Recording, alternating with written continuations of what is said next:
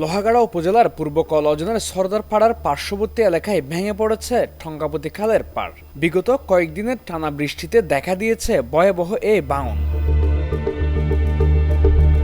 খালের ভয়াবহ ভাঙনে ধসে পড়েছে খালের পাড়ের বেশ কিছু গাছপালা ও বিলীন হয়েছে কৃষিজমি।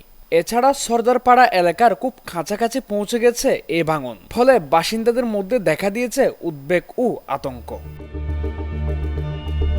স্থানীয়দের আশঙ্কা, দ্রুত কার্যকর ব্যবস্থা না নিলে ভাঙন আরো বিস্তৃত হয়ে বসতভিটা, কৃষিজমি এবং স্থানীয় যোগাযোগ ব্যবস্থা হুমকি হয়ে দাঁড়াতে পারে। বর্ষা মৌসুমে পানির প্রবাহ বাড়ার সঙ্গে সঙ্গে ভাঙনের গতিও বেড়েছে বলে আশঙ্কা করছেন এলাকাবাসী। তাই বড় ধরনের ক্ষয়ক্ষতির আগেই সংশ্লিষ্ট কর্তৃপক্ষের জরুরি হস্তক্ষেপ কামনা করছেন তারা।